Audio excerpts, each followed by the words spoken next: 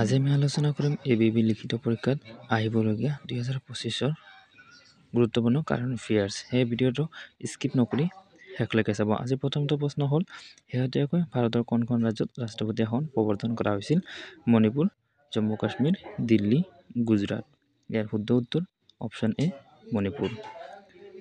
Next প্ৰশ্নটো হ'ল, শেহতীয়াকৈ কোনজন ব্যক্তিক ভাৰতৰ নতুন মুখ্য নিৰ্বাচনী আয়ুক্ত হিচাপে নিযুক্তি দিয়া হয়?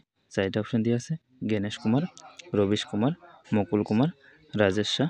ইয়াৰ শুদ্ধ উত্তৰ হ'ল option A Ganesh Kumar.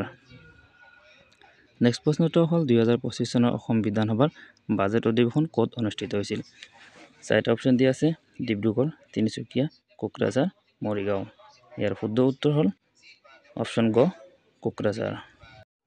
Next প্ৰশ্নটো হ'ল, অসমৰ অষ্টম ৰাষ্ট্ৰীয় উদ্যানখনৰ নাম কি? চাৰিটা অপশ্যন দিয়া আছে: শ্ৰীখোনা জলাও ৰাষ্ট্ৰীয় উদ্যান, ওৰাং ৰাষ্ট্ৰীয় উদ্যান, মানাহ ৰাষ্ট্ৰীয় উদ্যান, কাজিৰঙা ৰাষ্ট্ৰীয় উদ্যান। ইয়াৰ শুদ্ধ উত্তৰটো হ'ল অপশ্যন এ শ্ৰীখোনা জলাও ৰাষ্ট্ৰীয় উদ্যান।